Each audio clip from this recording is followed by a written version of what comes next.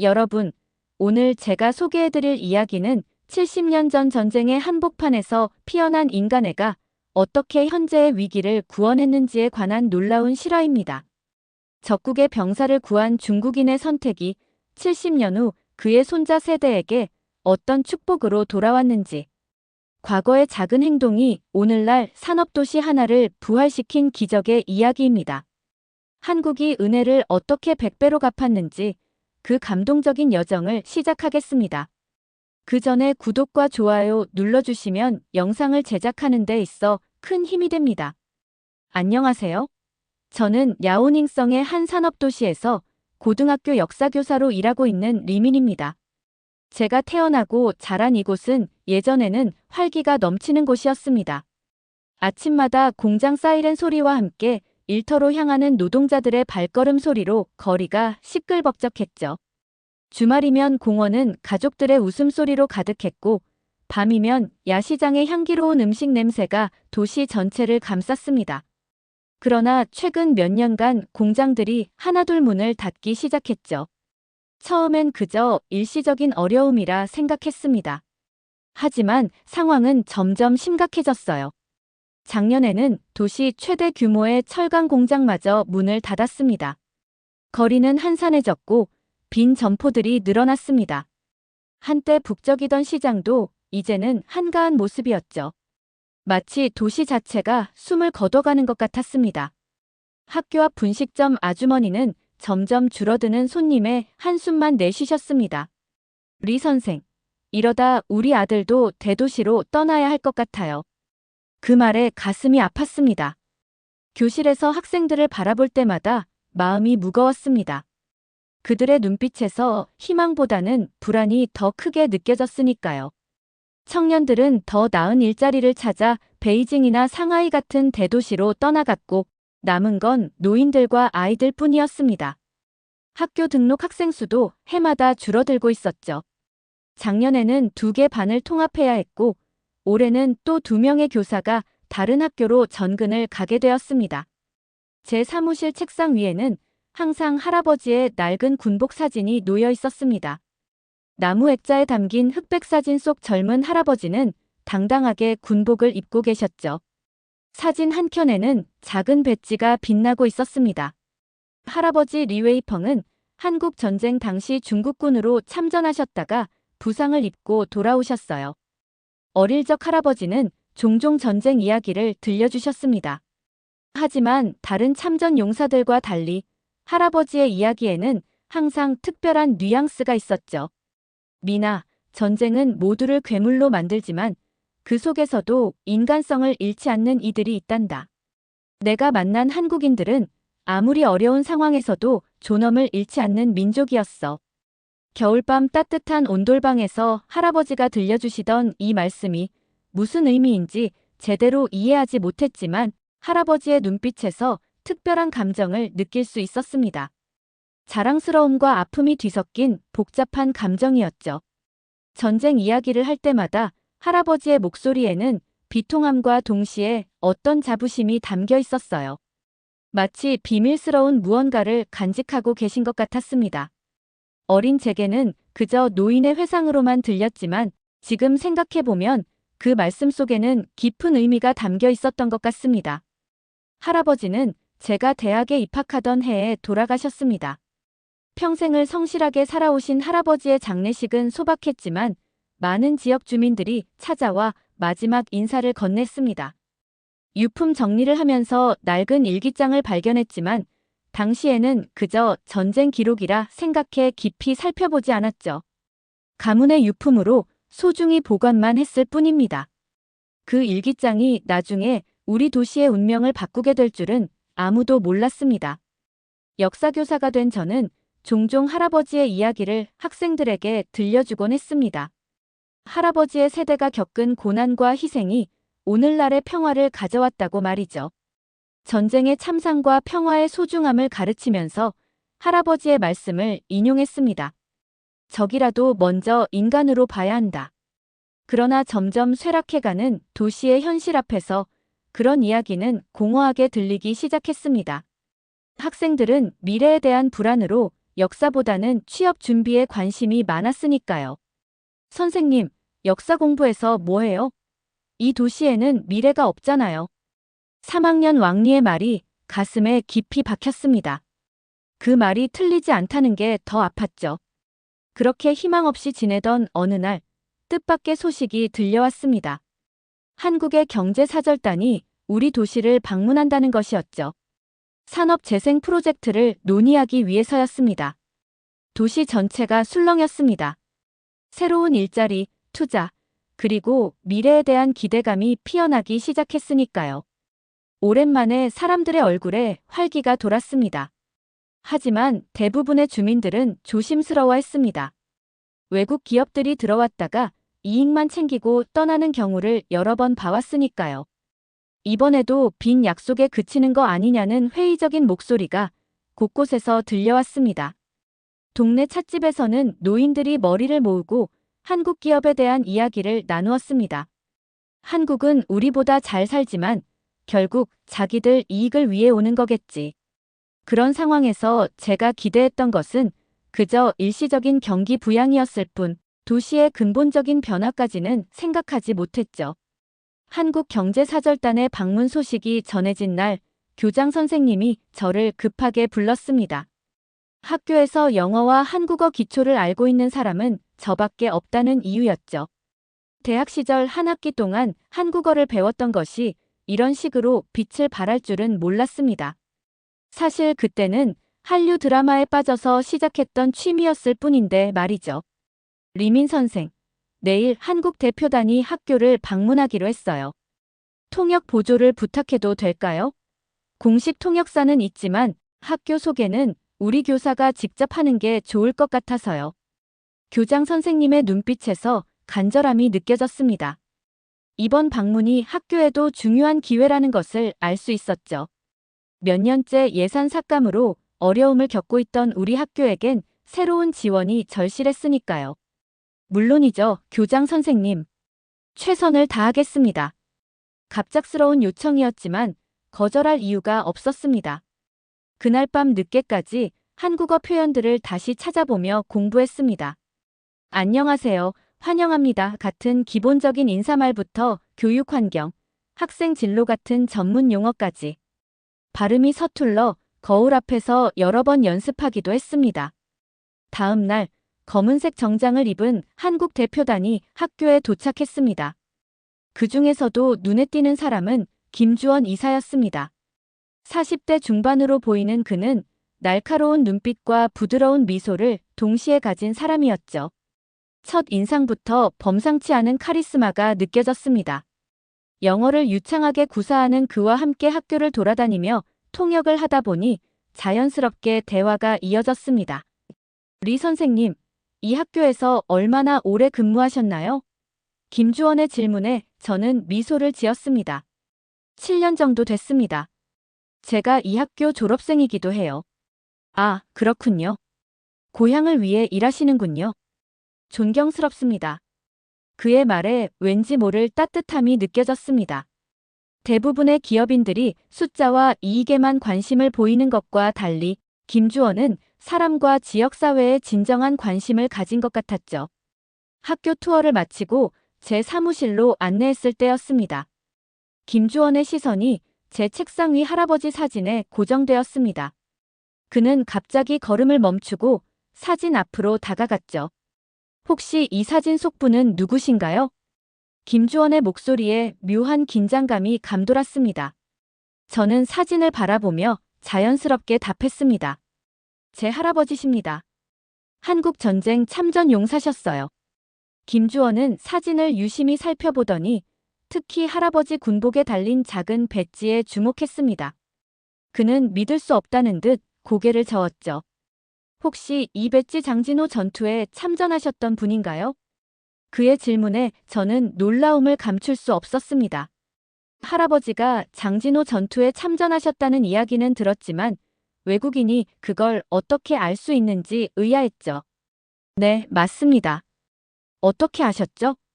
김주원은 심호흡을 한 뒤 천천히 말을 이었습니다. 제 할아버지도 그 전투에 참전하셨습니다.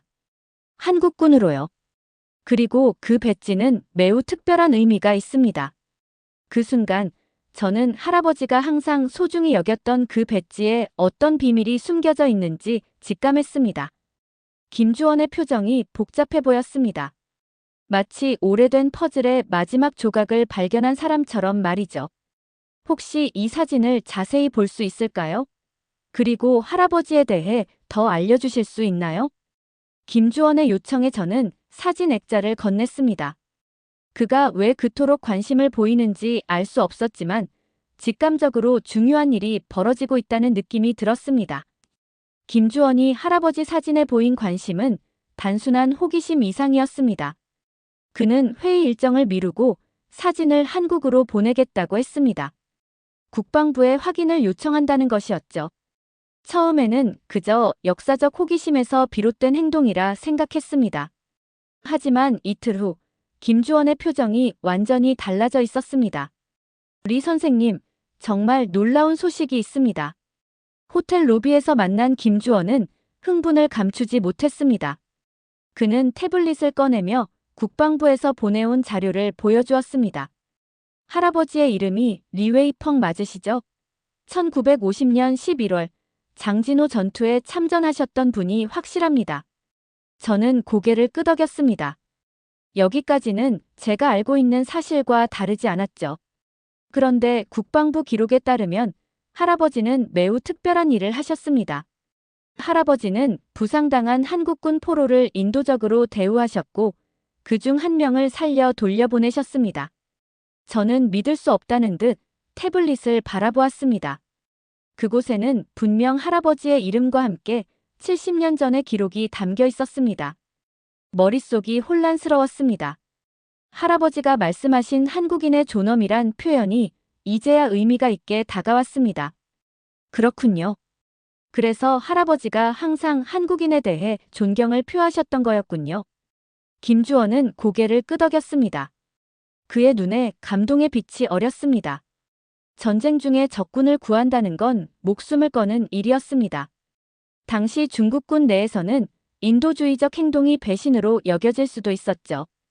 할아버지는 매우 용기 있는 결정을 하신 겁니다. 그 말에 저도 모르게 눈시울이 붉어졌습니다. 할아버지의 또 다른 면을 발견한 것 같았습니다. 항상 겸손하고 차분하셨던 할아버지가 실은 그런 용기 있는 행동을 하셨다니 놀라웠습니다. 그런데 어떻게 이런 기록이 남아있는 거죠? 적군의 행동인데도요? 김주원은 미소를 지었습니다.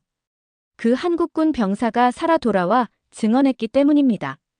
그는 자신을 구해준 중국군 병사의 이름과 얼굴을 정확히 기억했고 그것이 공식 기록에 남게 되었습니다. 저는 감격에 찬 마음으로 김주원에게 물었습니다. 그 병사는 지금도 살아계신가요? 김주원은 고개를 저었습니다. 안타깝게도 10년 전에 돌아가셨습니다. 하지만 그분의 아들이 아직 살아계십니다. 사실 그분이 바로 제 고모부이십니다.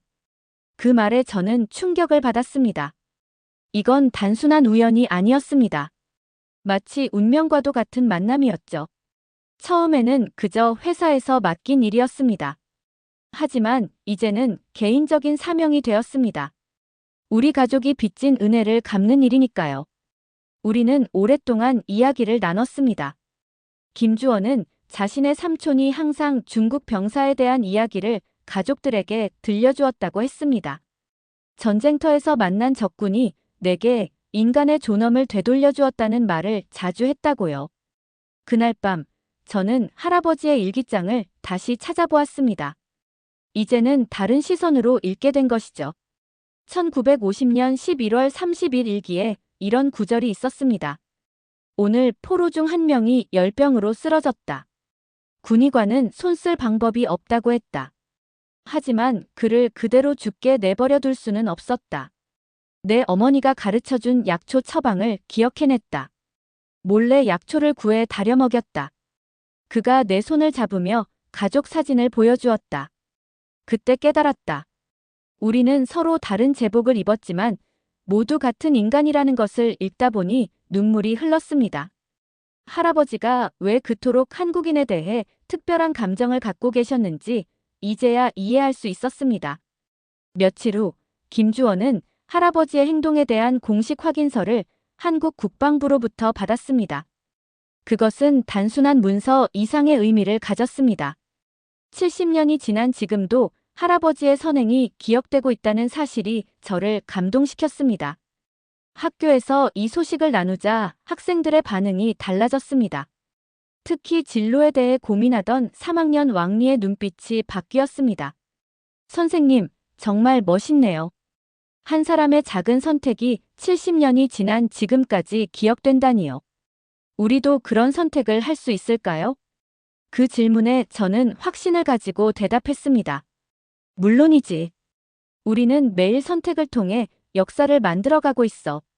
그리고 그 선택은 언젠가 누군가에게 영향을 미치게 될 거야. 학생들의 눈빛에서 희망의 불씨가 피어오르는 것을 볼 수 있었습니다. 한국 기업들의 방문이 단순한 비즈니스 이상의 의미를 갖게 된 것이죠. 이제 그들에게는 우리를 기억하고 찾아온 사람들이 되었습니다. 그러나 기쁨도 잠시, 도시의 현실은 여전히 녹록지 않았습니다. 한국 기업들의 투자가 실현되기까지는 많은 어려움이 있었고, 우리가 직면할 위기는 아직 시작에 불과했습니다. 한국 경제사절단의 방문 이후 도시에는 활기가 돌기 시작했습니다. 산업단지 재생 프로젝트가 구체화되면서 사람들의 기대감도 커졌죠. 빈 상점들이 다시 문을 열기 시작했고, 건설 관련 일자리가 늘어날 거라는 소문에 귀향을 준비하는 청년들도 있었습니다. 그러나 기쁨도 잠시, 예상치 못한 난관이 우리 앞에 나타났습니다. 지방정부에서 예산 삭감을 통보했다고요? 회의실에서 김주원의 목소리가 높아졌습니다.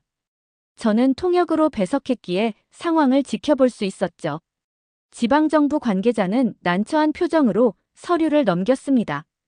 중앙정부 지침입니다. 외국 투자 유치에 대한 지원금이 30% 삭감되었습니다. 다른 대안을 찾아봐야 할 것 같습니다.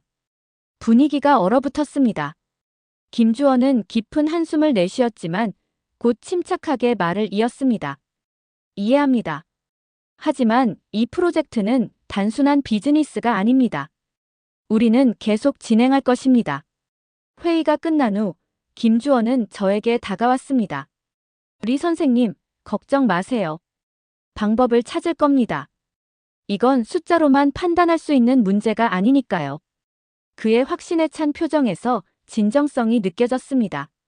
하지만 현실은 그리 녹록지 않았습니다. 예산 삭감은 시작에 불과했습니다. 며칠 후 지역 매체에 한국 기업의 투자에 대한 부정적인 기사가 실렸습니다. 외국 자본에 넘어가는 우리 도시, 일시적 효과에 그칠 경제 부양책 같은 제목이었죠. 일부 주민들 사이에서는 한국 기업에 대한 불신이 퍼지기 시작했습니다. 시장 어귀에서는 노인들이 모여 한국 기업의 진출을 우려하는 이야기를 나누었습니다. 오랫동안 경제적 어려움을 겪으며 외부에 대한 불신이 깊어진 결과였습니다. 그런 상황에서 도시를 강타한 결정적 사건이 일어났습니다.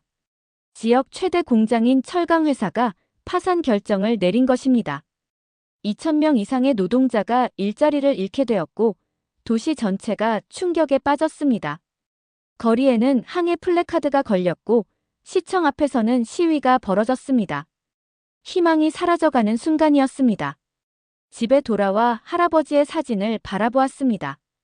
그의 눈빛에서 의지와 자부심이 느껴졌습니다. 할아버지는 어떤 선택을 하셨을까? 이런 상황에서 어떤 길을 보여주셨을까? 그때 문득 할아버지의 일기장이 생각났습니다. 더 자세히 읽어봐야겠다는 생각이 들었죠. 어쩌면 그 속에서 지금의 위기를 극복할 힌트를 찾을 수 있을지도 모른다는 희망이 피어났습니다. 일기장을 꺼내 한 장씩 넘기며 읽기 시작했습니다. 전쟁의 참상, 동료들의 죽음, 극한의 추위. 그리고 할아버지가 한국군 포로를 구했던 사건이 상세히 적혀 있었습니다.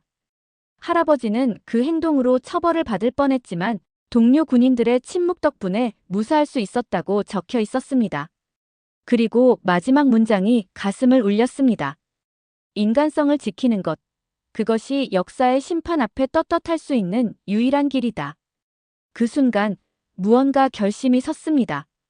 저는 이 위기를 극복하기 위한 방법을 찾아야 했습니다. 단순히 경제적인 해결책이 아니라 사람들의 마음을 움직일 수 있는 이야기가 필요했습니다.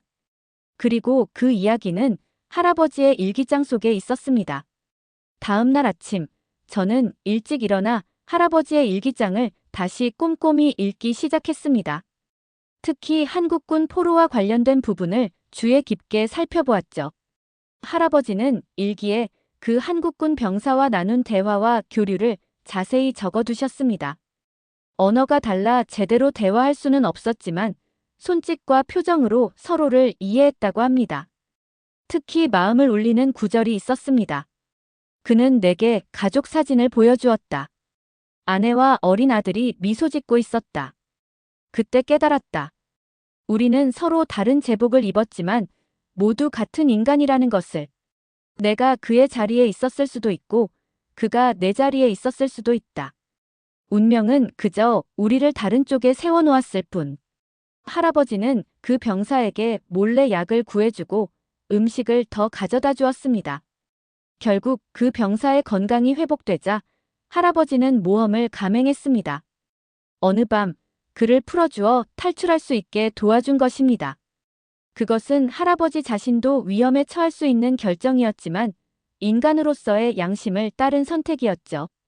일기장 마지막 부분에는 이런 구절이 있었습니다. 오늘 밤 그를 보내며 생각했다. 우리가 서로를 적으로 보는 한 이 전쟁은 끝나지 않을 것이다. 하지만 서로를 인간으로 본다면 언젠가 평화가 올 것이다. 이 구절을 읽으며 눈물이 흘렀습니다.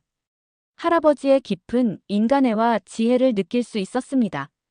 그리고 무언가 결심이 섰습니다. 이 이야기를 세상과 나누어야 한다는 생각이 들었습니다. 저는 할아버지의 일기장과 관련 사진들을 스캔하여 SNS에 올렸습니다. 70년 전 적국의 병사를 구한 할아버지의 이야기와 함께 현재 우리 도시가 직면한 위기, 그리고 한국 기업들이 추진하는 프로젝트의 중요성에 대해 글을 썼습니다. 이 프로젝트는 단순한 경제적 투자가 아닙니다. 이것은 70년 전 전쟁터에서 시작된 인연의 연장선입니다. 제 할아버지가 보여주신 인간애가 지금 우리에게 희망으로 돌아오고 있습니다. 우리가 할 일은 그 손길을 따뜻하게 맞이하는 것입니다. 처음에는 큰 반응이 없었습니다. 그저 지인들의 응원 댓글 몇 개가 전부였죠. 하지만 이틀 후 상황이 달라지기 시작했습니다. 유명 역사 블로거가 제 게시물을 발견하고 번역해 자신의 채널에 공유한 것입니다. 70년 전 중국군에게 구출된 참전 용사의 이야기. 잊혀진 인간의 도시 재생으로 되살아나다 같은 제목의 기사들이 언론에 보도되기 시작했습니다. 그리고 놀랍게도 그 소식은 다시 중국으로 역수입되어 우리 지역 언론에도 소개되었습니다. 어느 날 김주원이 급하게 전화를 해왔습니다. 리 선생님, 혹시 뉴스 보셨나요? 할아버지의 이야기가 한국에서 큰 화제가 되고 있습니다. 김주원의 목소리에는 흥분이 가득했습니다. 그는 한국의 참전용사협회에서 이 이야기에 큰 관심을 보이고 있으며 심지어 구출된 병사의 아들이 직접 중국을 방문하고 싶다는 의사를 밝혔다고 전했습니다. 믿기 어렵겠지만 이 이야기가 우리 프로젝트에 새로운 활력을 불어넣고 있습니다. 회사 경영진도 단순한 비즈니스를 넘어선 의미가 있다고 판단하고 있습니다.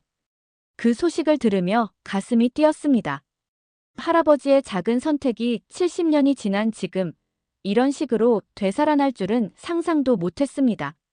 마치 할아버지가 심어놓은 작은 씨앗이 이제야 꽃을 피우는 것 같았습니다. 학교에서도 변화가 느껴졌습니다. 학생들이 할아버지의 이야기에 대해 묻기 시작했고 일부 교사들은 역사 수업에서 이 사례를 다루기 시작했습니다. 어느 날 한국에서 놀라운 소식이 들려왔습니다. 구출된 병사의 아들, 김정환 씨가 직접 우리 도시를 방문하기로 했다는 것입니다. 그는 아버지의 유언에 따라 은인의 후손을 찾아 감사의 인사를 전하고 싶다고 했습니다. 그 소식은 우리 도시에 새로운 파장을 일으켰습니다. 김정환 씨의 방문 소식에 도시 전체가 들썩였습니다. 지방정부에서는 공식 환영 행사를 준비했고 학교에서는 특별 강연회가 계획되었습니다. 심지어 평소에는 외국인의 방문에 관심이 없던 노인들도 이번만큼은 다른 반응을 보였습니다. 그들 중 일부는 한국 전쟁을 직접 경험한 세대였기 때문이죠.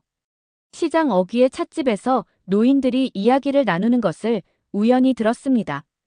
내 형님도 한국전에 참전했었지. 돌아오지 못했어.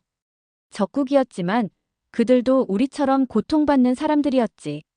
사람들의 인식이 조금씩 변하고 있다는 것을 느낄 수 있었습니다.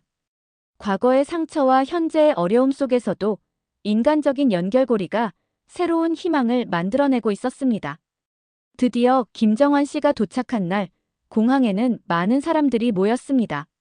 70대 중반으로 보이는 김정환 씨는 흰머리에 단정한 정장 차림으로 나타났습니다. 그의 눈빛에서 깊은 감정이 느껴졌습니다. 저는 통역을 맡아 그를 맞이했습니다. 첫 대면에서 김정환 씨는 제 두 손을 꼭 잡으며 말했습니다. 당신 할아버지 덕분에 제가 이 세상에 존재합니다. 제 아버지가 살아서 돌아올 수 있었으니까요. 다음 날 학교 강당에서 특별 강연회가 열렸습니다. 김정환 씨는 천천히 단상에 올라 이야기를 시작했습니다. 제 아버지 김용환은 19살에 전쟁터에 나갔습니다. 장진호 전투에서 부상을 입고 중국군에게 붙잡혔죠. 대부분의 포로들이 고통받던 시절 한 중국 병사가 제 아버지에게 인간적인 온정을 베풀었습니다. 그리고 김정환 씨는 오래된 가방에서 낡은 사진 한 장을 꺼냈습니다. 젊은 시절의 할아버지와 한국군 포로였던 김용환 씨가 함께 찍은 사진이었습니다. 아버지는 이 사진을 평생 간직하셨습니다. 이제 이 사진을 리웨이펑의 가족에게 돌려드리고 싶습니다. 강당에는 감동의 물결이 퍼졌습니다. 사진 뒷면에는 한자로 영원한 형제, 1953년이라고 적혀 있었습니다. 우리 가족은 리웨이펑 씨의 후손들에게 영원히 감사할 것입니다. 그리고 이제는 저희가 감사를 행동으로 보여드릴 차례입니다. 그날 이후 지역 언론은 이 감동적인 만남을 집중적으로 보도했고 그 소식은 전국으로 퍼져나갔습니다. 할아버지의 인도주의적 행동과 70년이 지난 후의 재회는 많은 사람들의 마음을 움직였습니다. 한국 기업들의 투자 확대 결정은 도시 전체에 새로운 활력을 불어넣었습니다. 지방정부도 태도를 바꿔 전폭적인 지원을 약속했고 중앙정부에서도 특별 예산을 배정하기로 했습니다. 스마트 제조업센터, 청년기술교육 캠퍼스, 문화교류센터 등 다양한 프로젝트가 구체화되기 시작했습니다. 김주원은 이제 거의 매일 저와 연락하며 프로젝트의 진행 상황을 공유했습니다. 리 선생님, 우리 회사에서 장학금 프로그램을 시작하려고 합니다. 리웨이펑 장학금이라고 불리게 될 겁니다. 그 소식을 들었을 때 가슴이 벅차올랐습니다. 할아버지의 이름이 젊은 세대에게 희망을 주는 상징이 된다는 것이 감격스러웠습니다. 학교도 큰 변화를 맞이했습니다. 우리 학교는 한중우호 고등학교로 지정되어 특별 지원을 받게 되었고 한국어 교육 과정이 새롭게 개설되었습니다. 학생들의 반응이 가장 놀라웠습니다. 특히 장외인은 완전히 달라졌습니다. 선생님, 저는 한국에 가서 첨단 제조 기술을 배우고 싶어요. 그리고 돌아와서 우리 도시를 발전시키는데 기여하고 싶어요. 프로젝트가 본격적으로 시작된 지 6개월이 지난 어느 날 스마트 팩토리 건설 현장을 방문했습니다. 넓은 부지에 현대적인 건물이 빠르게 들어서고 있었고 수백 명의 노동자들이 분주히 일하고 있었습니다. 이 공장은 단순한 제조시설이 아닙니다. 지속 가능한 에너지를 사용하고 첨단 기술을 도입한 스마트 팩토리가 될 겁니다. 도시 중앙공원에는 인도주의와 화해의 기념비가 세워졌습니다. 할아버지와 김용환 씨의 이야기를 담은 기념비였죠. 개막식에는 양국의 고위 인사들이 참석했고 많은 시민들이 모였습니다. 프로젝트가 시작된 지 1년 후 도시의 첫 스마트 팩토리가 완공되었습니다. 현대적인 디자인의 건물은 그 자체로 우리 도시의 새로운 상징이 되었습니다. 개업식에는 양국의 고위 인사들이 참석했고 수천 명의 시민들이 축하의 자리를 함께했습니다. 이 공장은 최첨단 기술을 도입했지만 그보다 더 중요한 것은 사람입니다. 현재 700명 이상의 지역 주민들이 일자리를 찾았고 앞으로 더 늘어날 예정입니다. 장웨이의 아버지도 이 공장에서 새로운 일자리를 찾았습니다. 그는 이전 철강 공장에서의 경험을 살려 생산 관리자로 일하게 되었습니다. 학교에서도 큰 변화가 있었습니다. 한국어 수업이 정규 과목으로 자리 잡았고 많은 학생들이 관심을 보였습니다. 도시 곳곳에서 변화의 징후가 느껴졌습니다.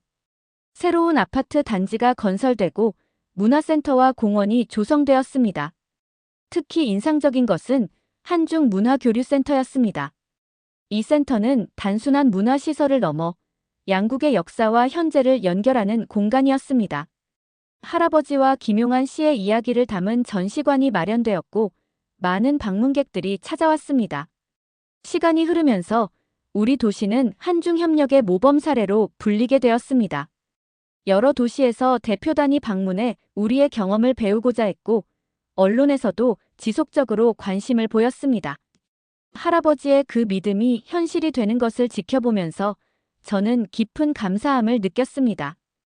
은혜를 100배로 갚는 나라, 그들이 내민 손이 우리의 미래를 다시 그리기 시작했고 할아버지의 작은 인간에는 70년의 시간을 뛰어넘어 풍성한 결실을 맺고 있었습니다. 오늘의 이야기 어떠셨나요? 여러분의 생각이나 경험을 댓글에 남겨주세요. 이 영상이 마음에 드셨다면 구독과 좋아요 부탁드릴게요. 다음 영상에서 만나요. 감사합니다.